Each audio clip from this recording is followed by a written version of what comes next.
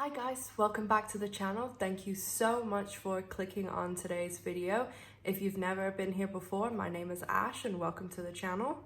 Today we are here to talk about the L Word Generation Q Season 2 and some of the storylines, the rumors that are out there, the interviews that have happened with executive producers of the show, the cast, the crew, the showrunner, writers, everything that's been on social media, and also some rumors that are out there about what is going to happen in season 2, and of course my own opinions and thoughts, and of course those are just my own thoughts and opinions.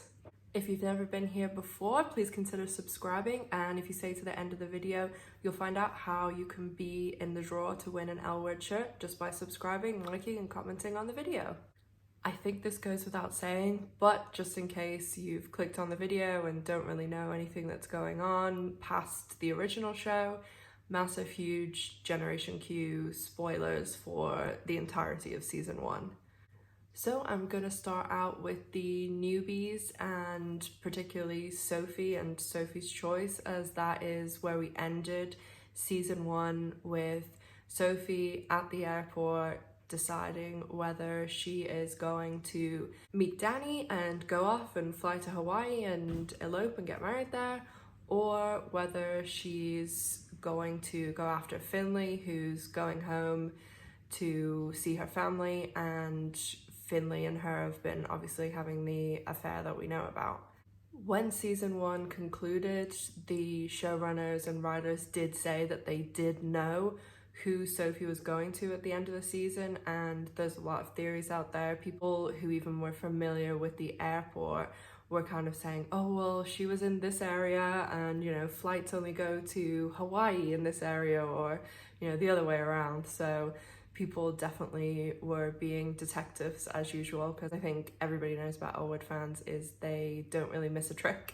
My own personal opinion, and a big portion of the consensus out there, thinks that she's going to Finley.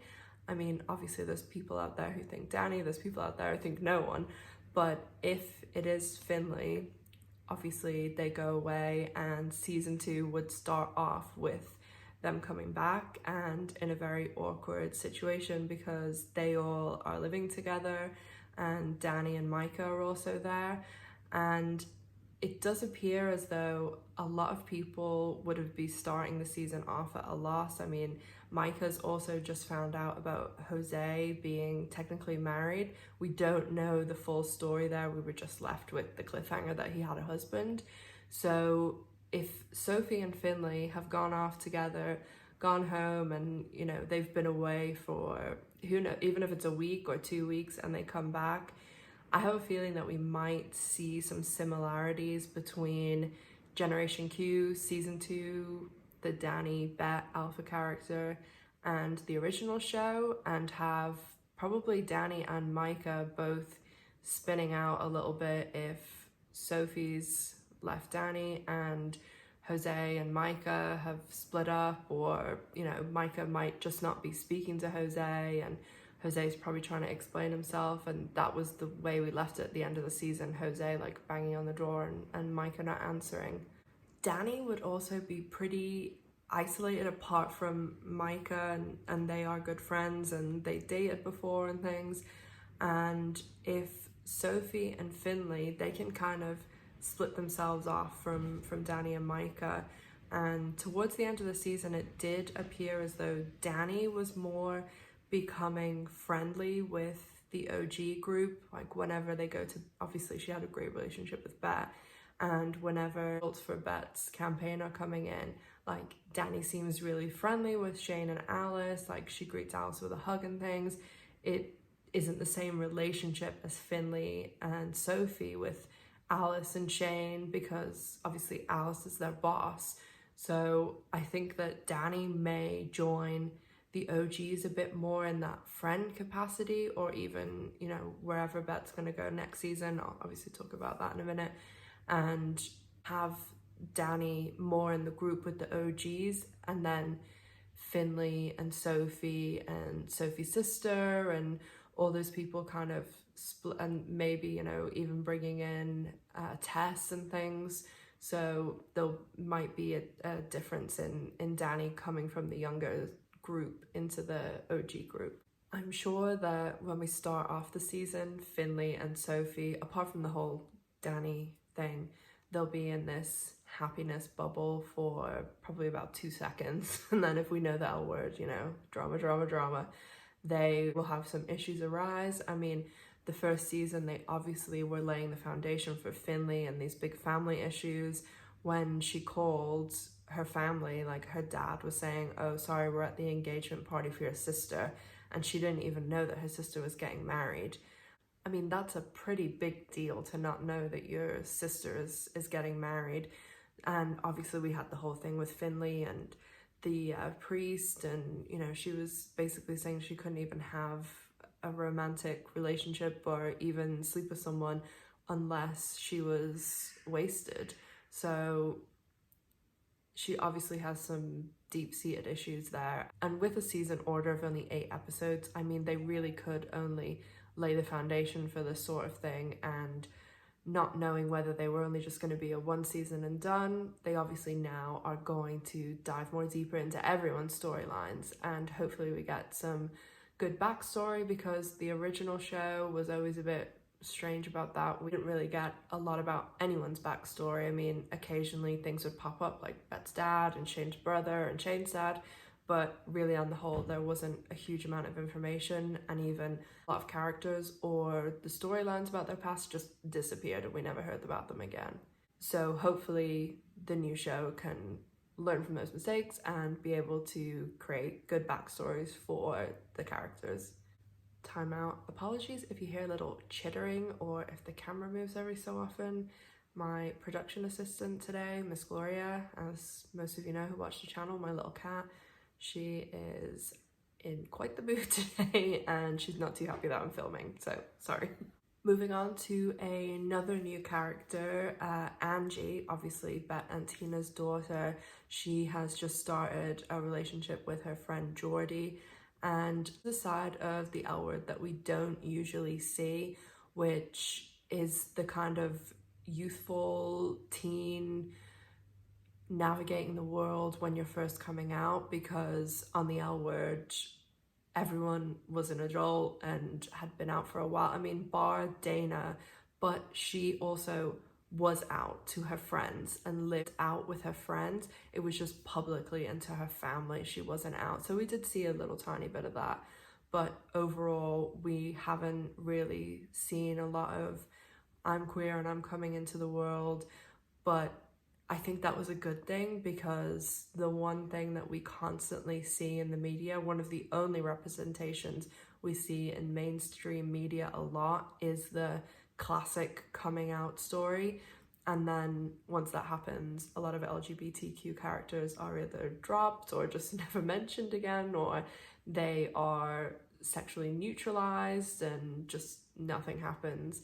So I think the L word was right to pretty much have these characters fully fledged adults, not deal with all the coming out things, because we hear enough about that.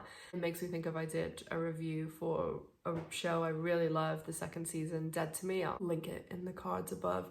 It's Christina Applegate and Linda Cardellani. Obviously spoilers. In the 2nd season, one of the characters starts a relationship with a woman, and they don't have this whole coming out thing, or the characters just says basically, I like her and, you know, we're seeing each other, and her friend's like, okay, cool, like I'm glad you're happy, and that's it. So it is nice. I mean, it is still important to portray those things in the media, to show young people who are going through that there's other people in the world that are coming out, and that when they do, it's all fine. But it doesn't need to be every single character that we see in the media, that's their only purpose, is to have a coming out story. So that's my long-winded way of saying, I think that for Angie, she will be showing us, along with obviously Jordy, what it means to be a teenager, someone very young, and be queer in 2020, and how different it is now, even for someone like me, who I'm probably like 15 years older than her.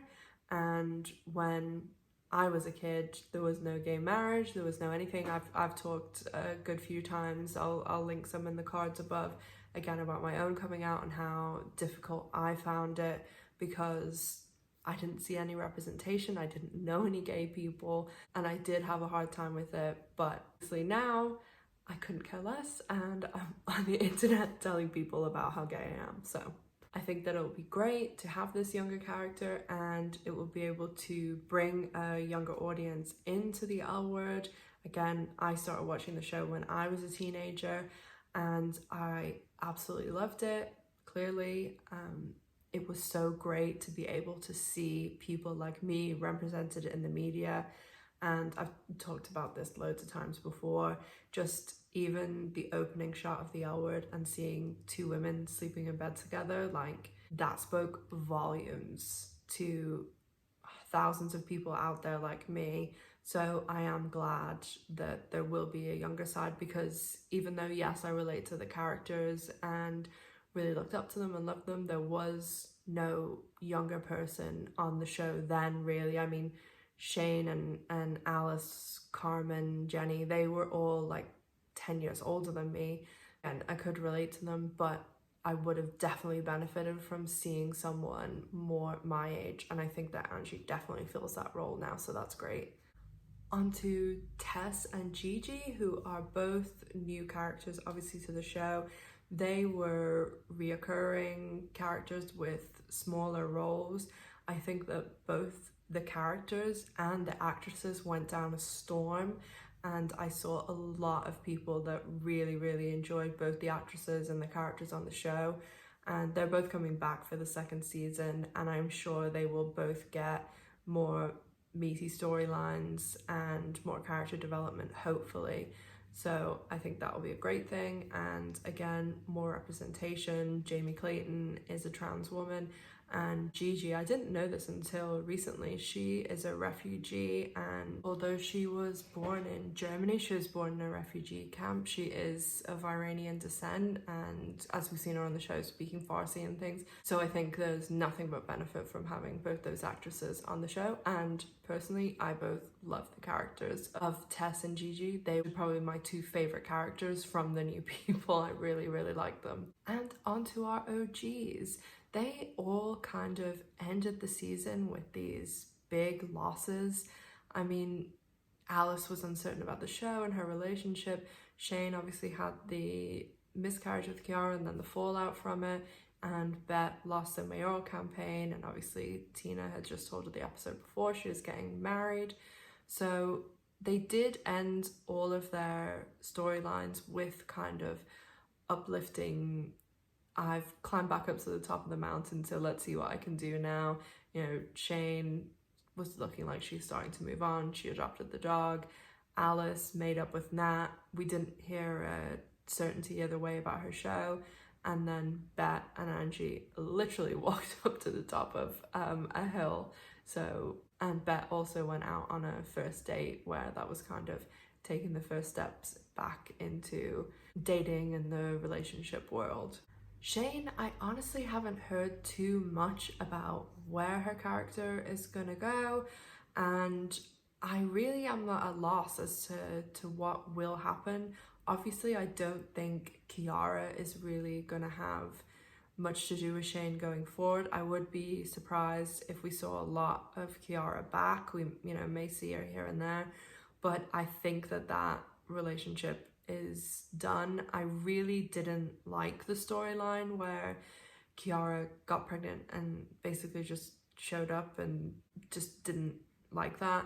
And I am a little bit worried that we will go through this whole Shane being this just magnet that anyone who sees her has to sleep with her. So I really wouldn't be super interested in that, just having Shane not have grown or moved on from where we saw her, 15 years ago, where she was just having all these pointless nightstands where there was no feeling or emotion or anything. So I would like to see that she's kind of grown a bit from there, and just not continuing that sort of thing. And I think maybe I'm in the minority here because a lot of people do kind of find the character appealing in the way that, you know, every single woman throws themselves at her and she lives this kind of player lifestyle. So I'm sure that I am in the minority, not being too fussed around seeing that, but it's definitely going to be interesting what happens with Shane. I would really like to see her kind of coming into her own with Dana's and businesses and things like that, because we never really saw how she got to where she was. I mean, she was flying in on a private jet and has sold all these salons and bought this amazing house, and how did she get from, you know, her hair career and doing photography, and now she's become this really successful person. So I would be really interested in seeing that and how she's obviously gonna transform Dana's and make it super successful. So I think that would be a cool development for the character and a good storyline for her for season 2 that's not the kind of same old recycled thing of her just being a womanizer. And on to Alice, one of my personal favorites. I think that with Alice, we obviously ended the season with her back together with Nat. I think that we're gonna see more of the Nat Gigi co-parenting thing, but I really hope they don't focus too much on that, because honestly, I can turn on the TV and see any show where it has women parenting. I mean, obviously it's different because it's a lesbian couple, but I'm not too fussed about seeing the whole parenting and picking kids up from school and all that. I hope that we really get more about Alice's show, and I would love to see more things like when they had Megan Rapinoe on and Roxanne Gay, where they have a couple more guest stars that are guest starring on Alice's show. Of course, that is if Alice gets to keep her show. I really don't see why they wouldn't have her keep the show, because it is a great tool. Like, they have Sophie and Finley working there, so they can push a lot of storylines between all working together. But the only reason that I could see them getting rid of the show is to put Alice in kind of an unfamiliar territory where she doesn't have a career guiding her. I mean, Alice is a bit like Bette, like in a totally different world and career, but she's always had her career and job be a huge focus and portion of her character, where Bette, obviously, we saw a lot of her world. With Alice, she brought us into her world too, with the chart and the website and things. Obviously, like, it was in the beginning the focal point of the show, using the chart and introducing all these people and characters and being able to quickly give a background on someone and how they knew each other and who was their relationships with. But it was also a platform to be able to talk about more things and issues. And when they used to do like the little segments where Max was doing like the camera work and making her website, like, Alice was ahead of her time. Like, that was the mid 2000s where, you know, things like podcasts and stuff, like, they didn't really exist. And Alice was one of the like front runners for those things. And now obviously Kate and her have the Pants podcast, which is super cool and interesting, and they talk a lot about the show, and it's really awesome. If you haven't checked it out already, you definitely should if you're a fan of the show in any way. So I definitely will be interested to see what goes on with Alice's show, how it's used, and of course, if there is still a show or if they go a completely different direction, and or have Alice come on something like in season 5 where she was on that kind of show that was supposed to be, you know, The View or something, and that would be interesting too. But I really will be interested to see how they're going about the Nat kind of storyline and with the kids, and obviously the dynamic of having Gigi, and they've kind of split up with her, and it definitely will be interesting whatever happens. And of course, onto my personal favourite, Bette. I think either way what they're going to do with Bette, of course it's going to be interesting. Bette, to me, is the lead of the show. Jennifer Beals is an amazing actress, and she's also an executive producer, so I think that we're going to see some really interesting things for Bette, because she's not coming in with, you know, we met her in season 1 of the original. She was this big time, you know, art CAC person, and then in the later seasons we had her at big time dean at the university, and season 1 of Generation Q, she was a mayoral candidate. Like, so going into a season without having that huge part of her character developed, like her career, it's not just a job to her, like that is a huge part of her, who she is and who she is as a character. So I think it'll be really interesting what they decide to do with her. I think that we may get something like when she went in to be the dean at the university, this opened up a whole little world to us, the viewers on the show, because a lot took place at the university. Whereas you think about other people's jobs, like it was never a big focal point the same way the art was. Maybe Alice's show in Generation Q, you could also say that about, because obviously we have a lot of the characters working there. But with Bette, like we did have a lot going on there, and then we did have characters come from there, Jodie, Phyllis, you know, even the reintroduction of Joyce Wishnia, and all these people that we were introduced to because of Bette being the dean at the university. So I think that we may get something else like that, where we get a few more characters and we get this opening into this mini little world again, because we did have that in Generation Q with Bette, Danny, Pierce, all these people that were obviously working on her campaign. And of course, the other side to Bette, if you're not talking about her career, is her love life, which normally is synonymous with Tina. I think we're all aware that Laurel Holloman is going to be coming back for the 2nd season, which is amazing, especially because, you know, she's been retired from acting for 10 years. The whole COVID situation, she was supposed to have an art show in July in London, and I was going to go to the show, but obviously it's been postponed to next July. So as I'll put the tweet up here, Jennifer Beals said they are hoping that the L Word will start filming in the fall. And as I've said in a couple of my other Generation Q videos, they're probably looking at a production of about 22 weeks when you factor in like Christmas and all that stuff, 26 weeks. So hopefully that means that Laurel Holloman has time to come back for more than 1 or 2 episodes. And as a huge Bette and Tina fan, please don't kill me, everyone, I really don't think, especially in the beginning of the season, that we're gonna get any sort of Bette and Tina reconciliation.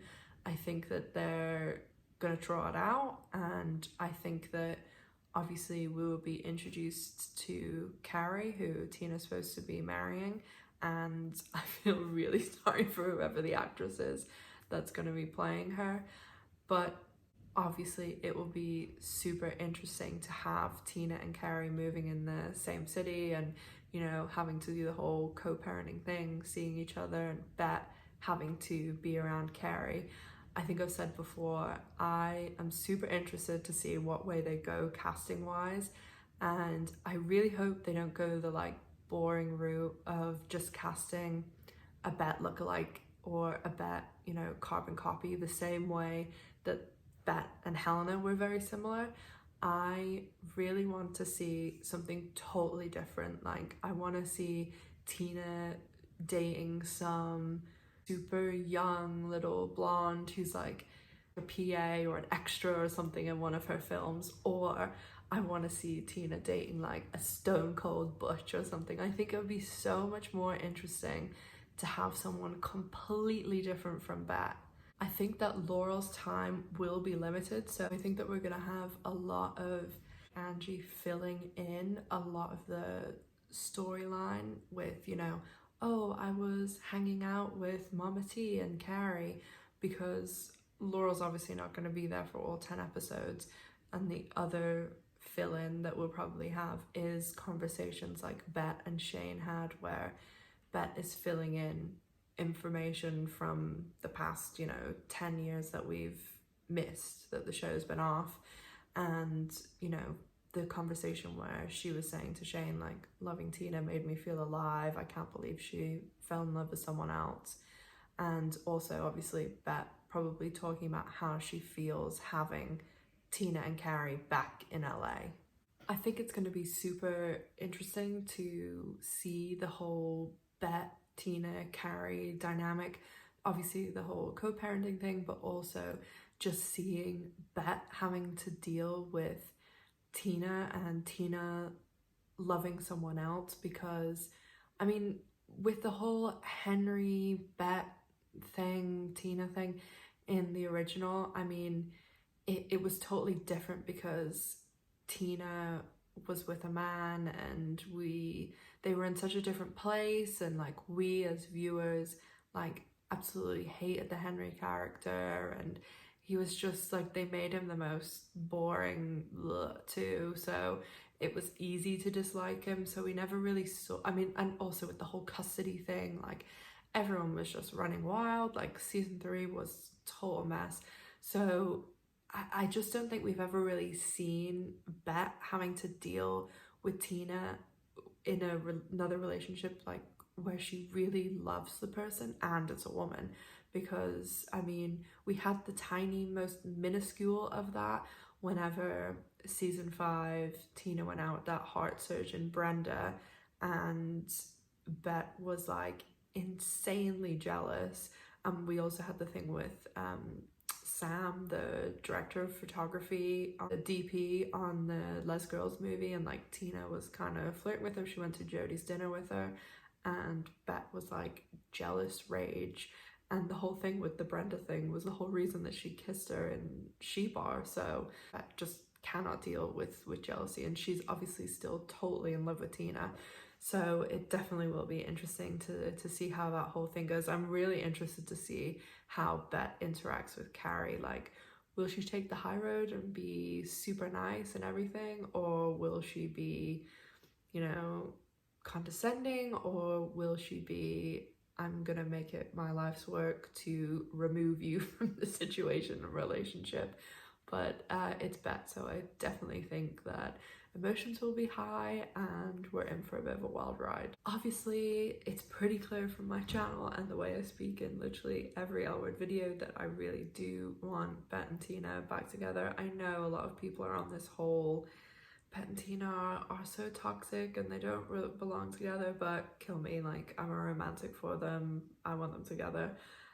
We see enough in this world of people cheating and jealousy and issues, and real life is dreary enough, and believe me, I have a terrible love life and a terrible track record. Still waiting on my wife. She is taking her sweet time, so I really want to turn the TV on and see a happy couple, something to strive for, a positive lesbian couple, long-standing relationship on TV, because as we know, pretty much every lesbian couple, something terrible happens. Most of the time, lesbian couples, it ends up cheating. Something terrible happens, like, hello, Grey's Anatomy, Arizona loses her leg, or they die. That's like the 3 things that happens to every lesbian couple. And when that's what you're putting out in the media, like, that's our representation. Come on, please, just, I know I'm making a big deal about this, but please just give us Bette and Tina back together, for God's sake. Like, just cut us some slack, like, please. And that's pretty much it for this video, guys. I mean, what do you guys think? What do you guys want to see? What's your opinions, thoughts on what I've said? And really, like, do you want Bette and Tina back together? Do you like Alice and Nat together? Do you want to see more of like Alice's show, guest stars? Who do you want to see as a guest star on the actual show, or Alice's show too? But I really hope that we get some of the original cast back, even just for a few guest stars. I know there's some people who absolutely will not be back, and I know there's some people who are fans of the show who say this isn't the original L Word, but at the end of the day, if 1 or 2 people come back, like, for a guest spot, that's really not gonna, you know, like Rachel Shelley, who plays Helena, believe me, like, I never thought that she'd be #1 on my list because I used to hate Helena, but I love Helena now, and I'd love to see her back. She's a great actress, great character. Even finding out they necessarily don't even have to come back if they can't get some of the people back. Like, this is just an example, but I know Poppy, the actress who plays her, she's on the morning show with Jennifer Aniston and Reese Witherspoon. They're never going to get her back. but even a little like reference, you know, to what happened to her, because I want to know what happened to Tasha, what happened to Max and all these other people from the show. I just even love a little, you know, name drop or something. I think it'd be interesting. I mean, we finally found out what happened to Jenny. Like, anything is possible. So let me know your thoughts down in the comment section, guys, and don't forget to subscribe to the channel, like the video if you enjoyed it, and if you comment anything, your opinion, thoughts, what you want to see on the show, you guys will all be entered into a draw to win an L-Word t-shirt. As always, guys, thank you so much for watching. I really appreciate every single view. I'm really close to 2,000 subscribers, so thank you so much to everyone who's subscribed, and if I subscribed from this video, thank you so much for getting me even closer to that 2,000 subscribers. Thank you again, guys. Have a great day, take care of yourselves, and I'll see you soon. Bye.